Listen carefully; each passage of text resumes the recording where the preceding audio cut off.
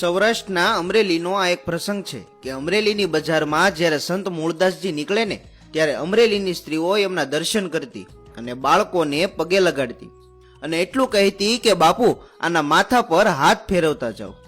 અરે જે માણસનું આટલું માન સન્માન હોય એની બીજી તો શું વાત કરવી. પરંતુ એક દિવસની વાત છે. અમરેલીમાં સંત મૂળદાસ બાપુનો આશ્રમ હતો. રાતનો સમય છે અને બાપુ સમાધિમાં બેઠા છે. આ દરમિયાન આશ્રમ પાસે એક મહિલા કૂવામાં પડવા આવી.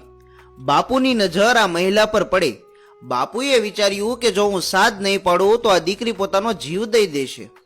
એમ કહેવાય કે ત્યારે સંત મૂળદાસ બાપુનું હૃદય દ્રવી ગયું અને તેમના મોઢામાંથી શબ્દો સરી પડ્યા હો કે કોણ છો બેટા? ત્યારે સામેથી જવાબ આવ્યો કે બાપુ હું કુંવારી છું અને મારા પેટમાં બાળક છે. મારાથી ભૂલ થઈ ગઈ છે. મારાથી મોટું પાપ થઈ ગયું છે. હવે જો હું આ બાળકના પિતાનું નામ આપું ને તો હું અને મારું બાળક બંને બચી જઈએ. પણ હું કોનું નામ આપું? જો નામ આપું તો એ વ્યક્તિને આખું અમરેલી મારશે, એને જીવવા નહીં દે. અને જો નામ નહીં આપું તો મને જીવવા નહીં દે.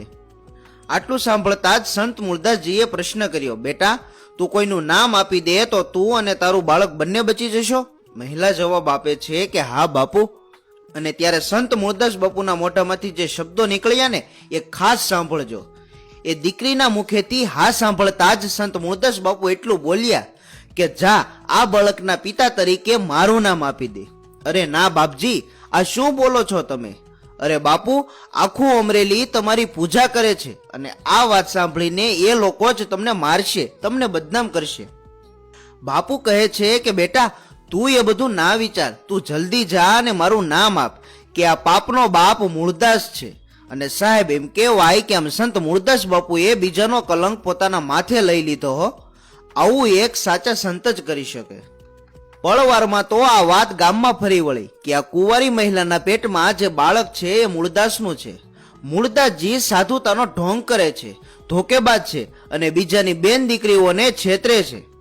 સાહેબ શું દ્રશ્ય હશે? વિચારજો હો કે એક સાચા સંતને તે દિવસે લોકો ઓળખી ના શક્યા. અમરેલીના લોકો બાપુ પર લાકડી લઈને તૂટી પડ્યા. અરે સંત મૂળદાસજીને લોહી લુહાણ કરી દીધા. મૂળદાસ બાપુને ગધેડા પર બેસાડ્યા અને જૂના ચપ્પલોનો હાર પહેરાવીને અમરેલીની બજારોમાં ફેરવ્યા હો બાપ.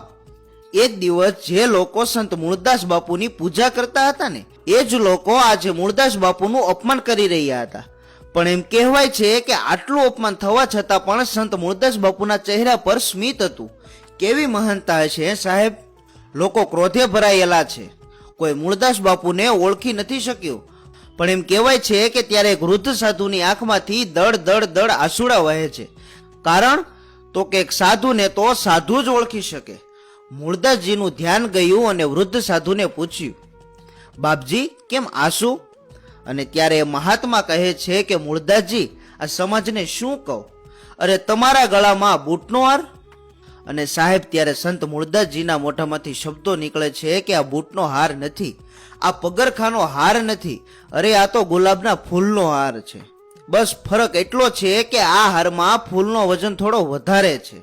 અરે આ સાધુની મહાનતા તો જો કે કોઈ બીજાના પાપનો ટોપલો પોતાની માથે લેવો, બે જીવને બચાવવા કલંક પોતાના માથે લઈ લીધું. સાહેબ આને જ સાચા સંત કહેવાય કે જે પર દુઃખ પીડા જાણે અને હંમેશા બીજાનું કલ્યાણ કરે. પછી તો એમ કહેવાય કે અમરેલીમાં સંત મૂળદાસ બાપુનું સન્માન બિલકુલ ઘટી ગયું. બધા લોકો તેમનું અપમાન કરતા અને કહેતા કે સંત મહાત્માના રૂપમાં તો આ હેવાન છે. ધીમે ધીમે આખા પંથકમાં મૂળદાસજીની વાતો થવા લાગી અને લોકો અપમાન કરવા લાગ્યા. વાત ધીમે ધીમે જામનગર સુધી પહોંચી. એમ કહેવાય કે જામનગરના મહારાજા જામ સાહેબ મૂળદાસજીના શિષ્ય હતા. તેમને આ વાતની ખબર પડી કે મૂળદાસ બાપુએ તો ખૂબ મોટું પાપ કર્યું છે. એટલે રાજાએ તરત જ મૂળદાસ બાપુની કંઠી તોડી નાખી. જ્યારે મૂળદાસ બાપુને આ વાતની ખબર પડી ને કે મારા અપમાનને લીધે જામનગર નરેશે મારી કંઠી તોડી નાખી છે, ત્યારે મૂળદાસ બાપુને ખૂબ જ દુઃખ થયું કે આ દુનિયામાં તો કોઈ મને ઓળખી નથી શક્યું, પણ જામનગર નરેશ તમે પણ મને ના ઓળખી શક્યા. બાપુને તો ખૂબ જ દુઃખ થયું. એક દિવસનો સમય છે. મૂળદાસ બાપુને દ્વારિકાની યાત્રા કરવાની ઈચ્છા થાય છે, પરંતુ તેમની સાથે જવા માટે કોઈ તૈયાર નથી. દરેક લોકો તેને ધિક્કારતા હતા. બહાર નીકળે તો લોકો તેમને જોઈને ગાળો આપતા. અને ન બોલવાનું બોલતા. પણ બાપુને તો યાત્રા કરવી હતી એટલે એકલા જ દ્વારિકાની યાત્રા કરવા નીકળી પડ્યા. થોડા દિવસ થયા અને જામનગર નજીક પહોંચ્યા ત્યારે મૂળદાસજીને યાદ આવ્યું કે જામનગરના મહારાજે તો મારી કંઠી તોડી નાખી છે, પણ ગમે એમ મેં એના માથા ઉપર હાથ મૂક્યો છે, મારે સંબંધ કેમ તોડવો?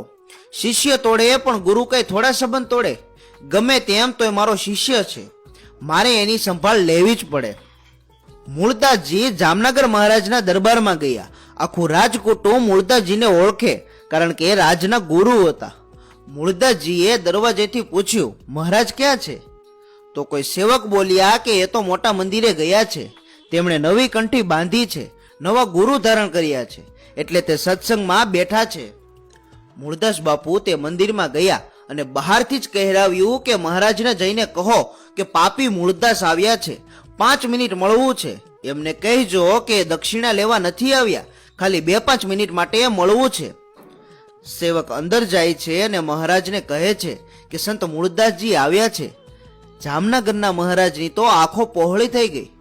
મહારાજે કહ્યું કે એમને અંદર લઈ આવો.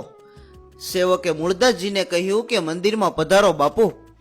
મૂળદાસ બાપુ મંદિરમાં પ્રવેશ કરતા હતા ત્યારે તેમણે મંદિરની બહાર એક કચરાના ઢગલામાં મરેલી બિલાડી જોઈ.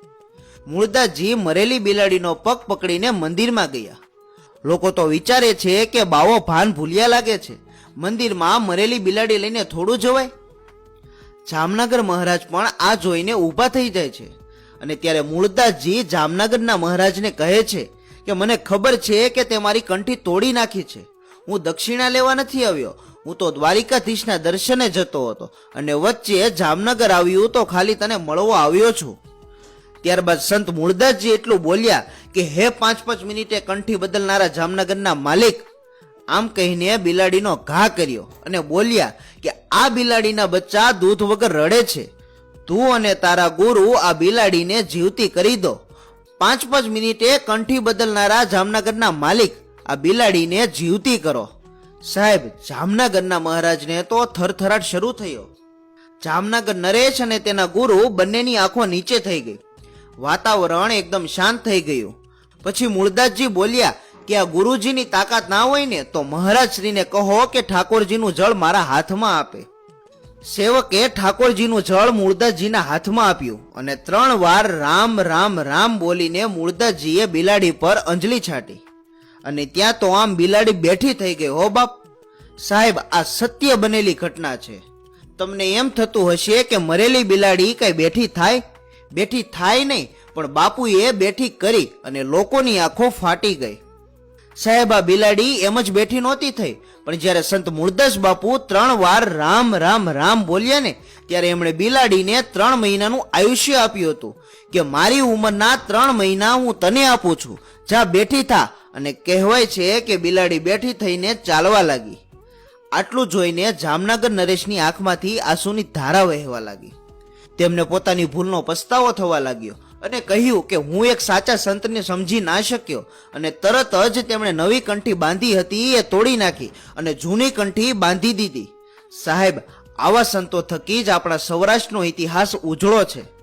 વિડીયો વિશે તમારો અભિપ્રાય કોમેન્ટમાં જણાવો તથા વિડીયોને લાઇક અને વધુમાં વધુ શેર કરો તથા અમારા ફેસબુક પેજને ફોલો કરો. ધન્યવાદ.